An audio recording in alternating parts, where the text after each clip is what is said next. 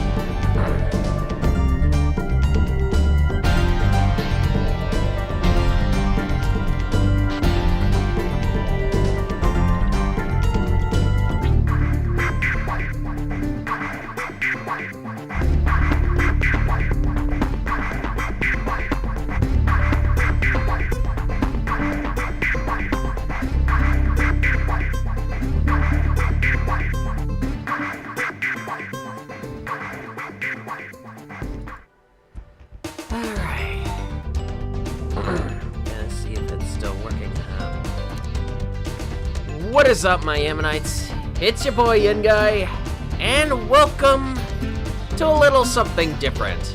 I know it seems a little bit off and not exactly what you'd expect for a Monster Hunter Monday, but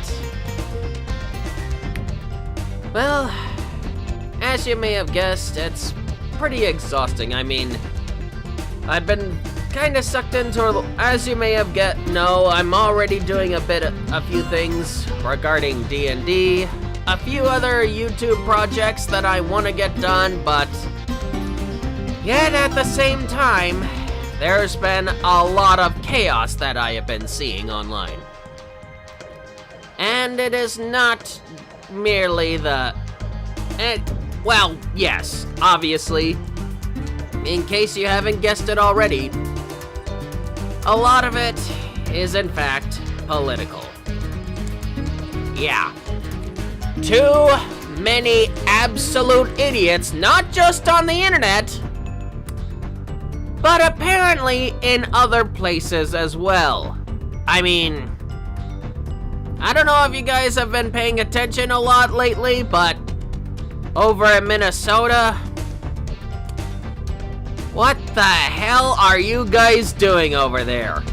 I mean, you're biting fingers off of officers, terrorizing the streets with shovels and who knows what? And apparently all this to protect scammers. And the worst of it all is that Minnesota is not the only place that scammers are being found. I mean, what the fuck is going on?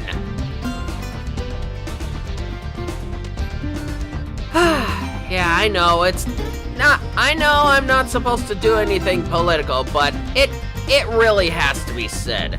I mean, it's not about me being political or not, it's just I'm just really fatigued over, let's just call it what it is, the woke virus. I'm sick of it. I'm sick of the woke agenda. Get it out of my video games. Get it out of my life. Stop trying to terrorize us. Let it be gone.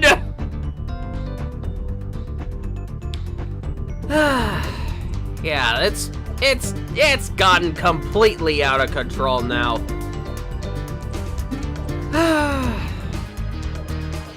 Yeah, there are a lot of things that I want to say, but to keep it simple, I'm very sick of having to see all that. And I do advise you guys, try your best not to ignore it. I'm trying to do the same thing myself. But I completely understand if it's nearly impossible to ignore because, I mean, it's like watching two whole trains on the same track running towards each other. You know it's gonna happen, you wanna look away, but yet you just can't help it. It's like, oh my god, is it really gonna happen? Are we gonna see this disaster unfold in real time? And I mean, it's crazy out here, man. And these bunch of maniacs, yeah, these people are just maniacs out here, man.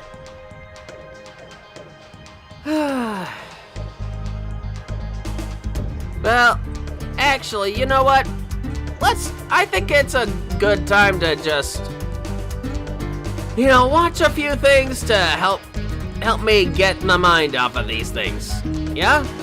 Because we've done a few reaction videos and I want to get those out.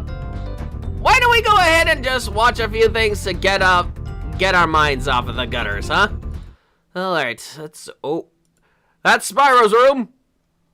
Okay, let's see here.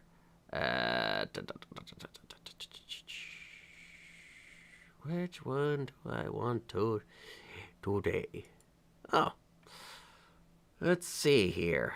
looks like we got a seed world full of pigs and bees and worms. Okay, let's have a look at it, shall we? Let's have a look at the world of pigs. Rice soup on a low gravity and high oxygen planet that was seeded with pigs, bees, and earthworms. That is what we explore on the world of Jotunheim. 1 million Jotunheim. since the original settlers suddenly vanished from the planet, and evolution is running rampant, giving rise to many diverse species, such as the tree pig, the wolf pig, the meat-eating carver bees, and the poisonous bilberry worm. Whew. Many more species. But I think that these species are actually quite familiar to what we already know. So in this video, I want to discuss some of the most interesting and fun ideas that I've gotten from the community. First, a giraffe pig. Yeah, that is crazy. Like, will there be a time where we see pigs grow that tall? Hold on, let's go ahead and rewind real quick. Just look at those legs! And is that long tail curly? I never thought I would actually see a giraffe tail actually curled like that. A spring tail on a giraffe. So in this video, I want to discuss some of the most interesting and fun ideas that... Let's see, does that almost look exactly like a giraffe's horns? And obviously it's got the long, very long tongue.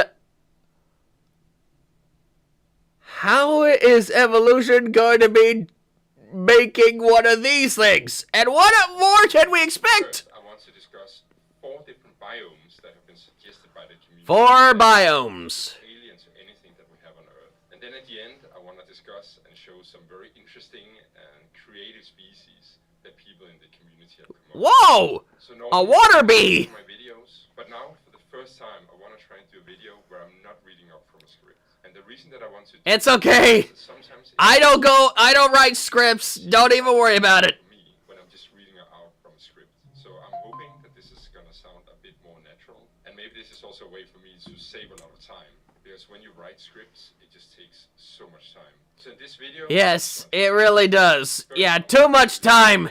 Oh, interesting. is that a whole pig head? What in the name of Odin are we looking at here?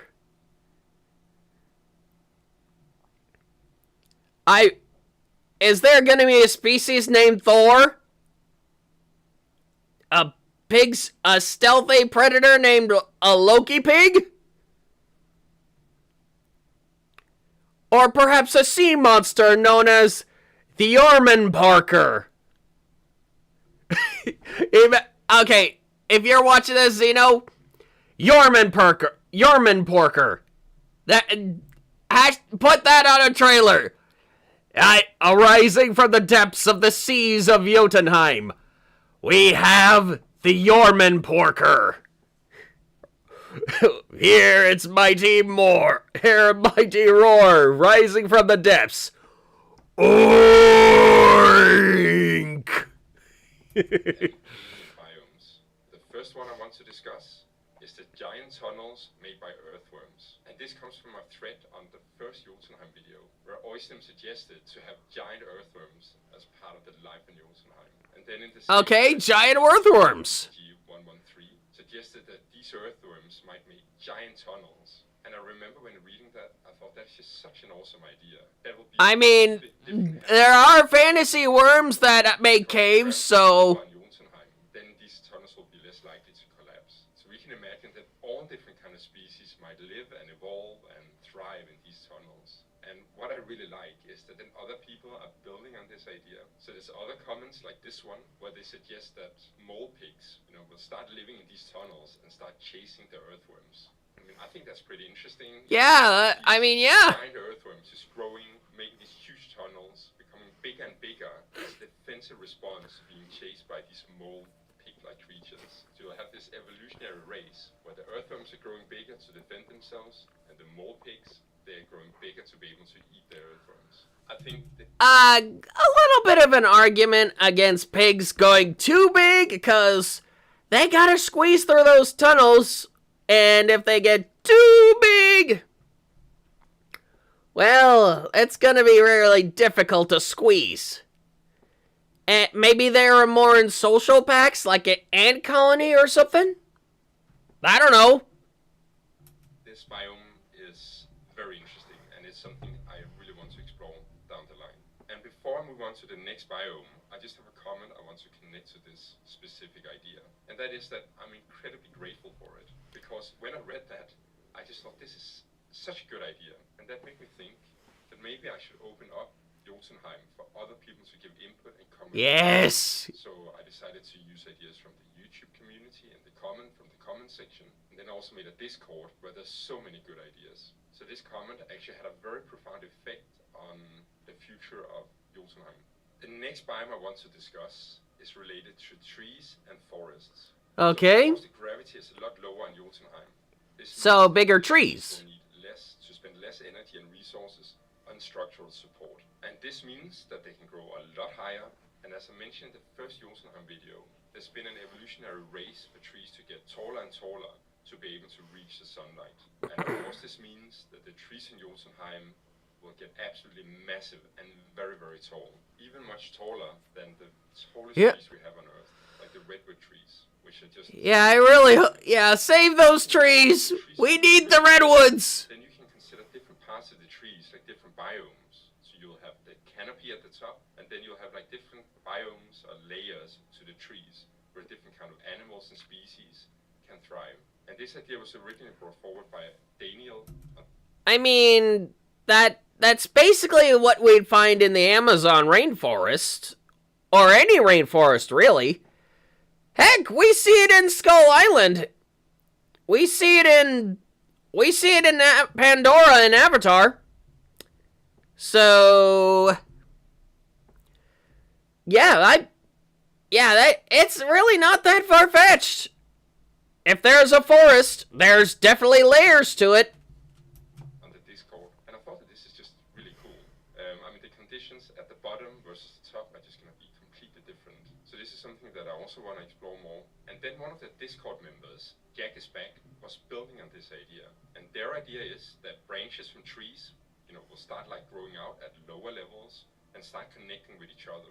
He suggested this as a way for fires to spread in Jotunheim's forest. And then you might ask, why would trees evolve this feature? We know from Earth that fires are an integral part of certain ecosystems, where seeds of plants and trees are required to be burned to be able to germinate. So we could imagine the same here, that the forest and flora on Jotunheim not only adapt to fires, but actually start exploiting them and promote for them to happen. And there's interesting ideas related to this that I'll mention in just a minute. And then a consequence of having these like branches that are going to promote fires is that if they are very closely connected, then you're going to have areas that are going to be in either complete darkness or it's going to be very dark under these branches. So this might be hiding places for other animals that live in the forest, or you can get completely novel species adapting to this very dark climate at the forest bottom. Let's move from the bottom of the trees to the top of the trees. This is where we have the canopy. And one of the Discord members, Electric Angel, had a very interesting idea for a type of biome here. He suggested that could be this type of bee that completely re-engineer what the forests look like. And would work in this following way. The bees will start cutting off the leaves of surrounding trees that are not flowering, which means that the trees that they can't get food from, they're cutting off the leaves and killing them to promote the growth of the trees that flower that they can feed from. And that means that within the forest of Jotunheim, you'll have patches of only flowering trees, and then surrounding that you'll have non-flowering trees.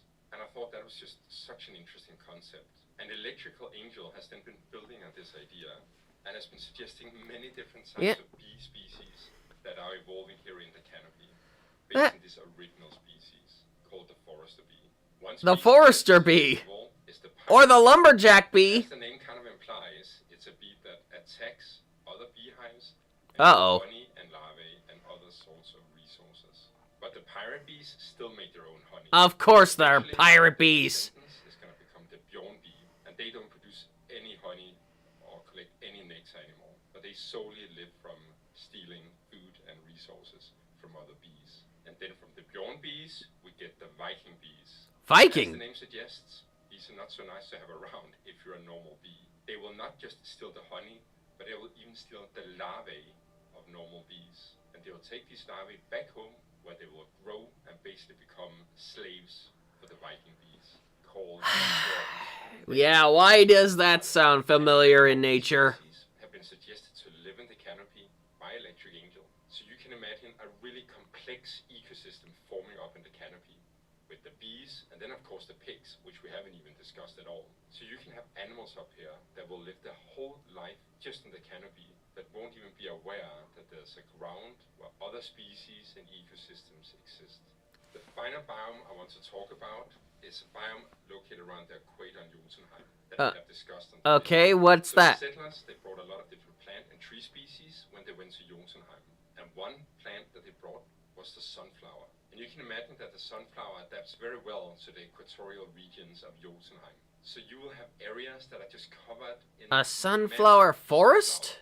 And you can imagine all different kind of interesting bee species evolving here.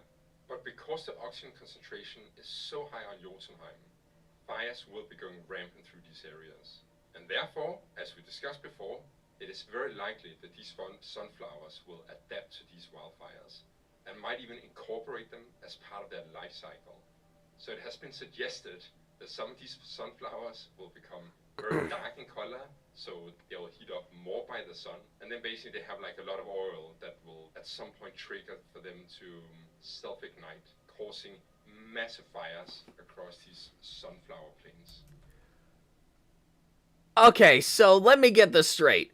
These flowers, when they germinate, pours themselves some oil and light themselves on fire to reproduce? I mean, oh, wow. Yeah, I mean, that is crazy concept. I mean, imagine, in order for you to make seeds for the next generation, you set yourself on fire. That is, talk about a burning heart. And as a result, all the sunflowers are burned up and killed, and a new generation of sunflowers can germinate and grow. And now I have a question for you. What kind of biomes do you think that might exist on a planet like Jotunheim, where you have low gravity and you have high oxygen, and it's a little bit more cold than Earth? I really would like to hear your ideas, and if your idea is interesting enough, I might even end up using it in a future video. Next, I want to talk about some of the most interesting species concepts that's been suggested. And for me, this is not about being so scientifically accurate, this is just about having fun. Uh-huh. And I think there's some very interesting and quite wild ideas that I want to cover. And the first species I want to discuss is a pig that evolves into an equally disturbing and fascinating type of animal. Oh boy. This is from a YouTube comment where they suggest that these tunnel pigs will start evolving a more snake-like body shape to be able to move more easily through tunnels. And eventually you'll end up with this bizarre snake pig that has no eyes because it doesn't need to be able to see in the tunnels. It has no legs, so it can move more easily in the tunnels. So it's basically like a pig snake with a pig head. And talking about snakes, something that has come up in a lot of comments is that we should have the earthworms evolve into this giant worm, similar to the Jörmungandr, also known as the Midgard serpent. Yerman porker! Yes, I totally called it out! You can imagine giant earthworms that are digging tunnels in the ground, but the earthworms will also at some point start spreading to the rivers and the oceans. So you can imagine this giant earthworms that is living and thriving in the oceans of Jotunheim. Oh. And the pig snake that we discussed before also becomes able to live in the oceans. So I have this image of a giant earthworm fighting with this like giant pig snake in Jotunheim's oceans. That is, how is that battle gonna play out? The next idea is not so disturbing, I just think it's more of a cute idea. It comes from a YouTube comment, and they suggest that pigs might evolve to kind of look like stock, you know, floating around on the water, paddling at the surface. And then they mentioned that then after they're grown-ups, you might have these small little piglets that follow their mother around, kind of like baby ducks. And okay, I but just think that's a really the big question is, And will there at some point the pigs fly like bats? I think the next idea has a pretty good point that is also from a YouTube comment.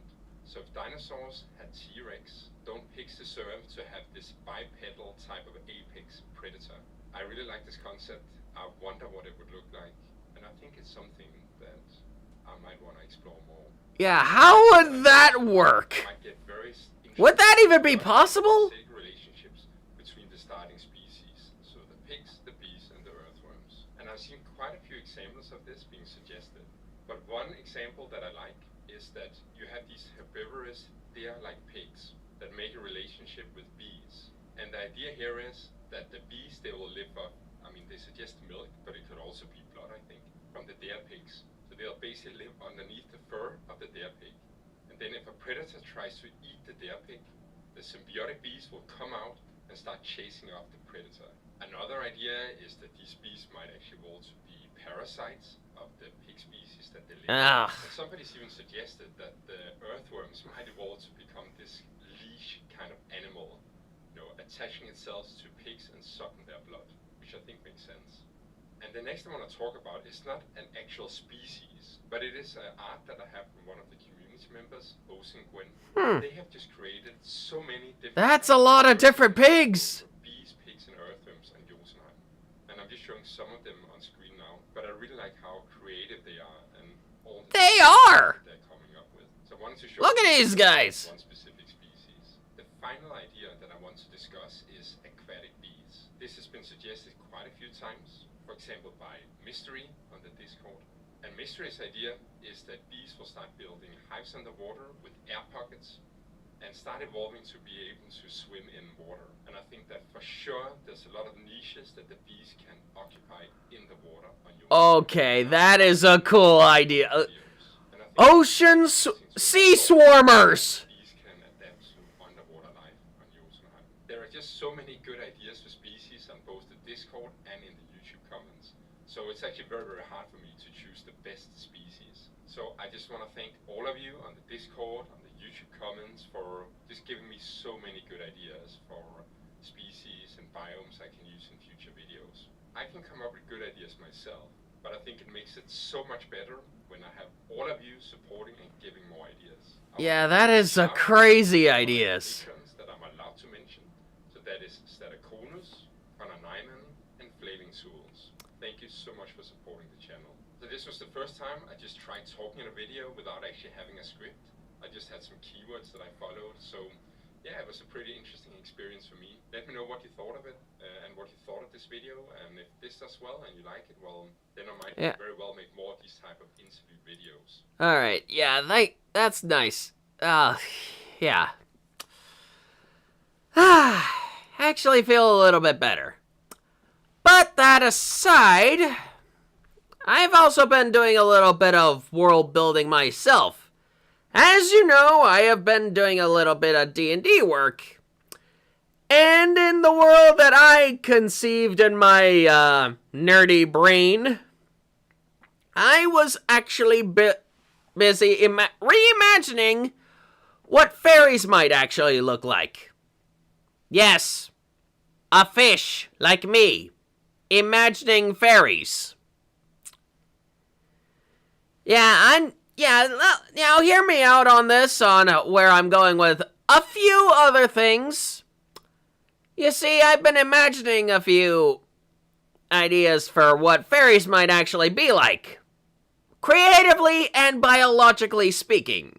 You see, one thought that occurred to me is that why would fairies have to have insectoid wings? And humans and insects are two completely different set of creatures. Insects are invertebrates, humans are vertebrates, meaning humans have backbones and internal skeletons, while insects have exoskeletons. So, how would that genetic merger actually work? But then I had a little thought. A creative thought, if you will. A thought that is actually makes perfect sense, but yet ignites so much creativity. And that's when I thought, what if the fairies actually, instead of having wings like an insect, like a dragonfly, butterfly, or any other type of bug, when the wings are actually resembling more like hummingbirds? Yeah, that's a crazy concept. Imagine that. They can still collect nectar. They can still be light enough, and it would still have the illusion of insectoid wings. And it would probably explain why that is. I mean, it's a pretty cool concept, isn't it? Well, yeah. Yeah, there's a lot of things that D&D has also missed on. And I've been looking at the cool designs on the D&D dragons, and as cool as they are, I think they missed an opportunity on the blue dragons in particular. I mean, sure, the new one looks somewhat cool, but I kind of imagine a four-winged dragon with 2 legs instead of a dragon with 2 legs and 4 legs. I mean, they could still burrow, and they would actually make them more of a storm dragon, being able to fly over the heavens a little bit better. But that's just my ultimate opinion, but... Well, anyway, hope you guys enjoyed this short stream. I know it's nothing too special in particular, but if you like the content and you want more of these, please be sure to leave a like, subscribe, all that jazz to become a Lucky Ammonite today, and thanks for listening to my rants. Stay safe out there, don't be an idiot, and hopefully we can ride this storm together.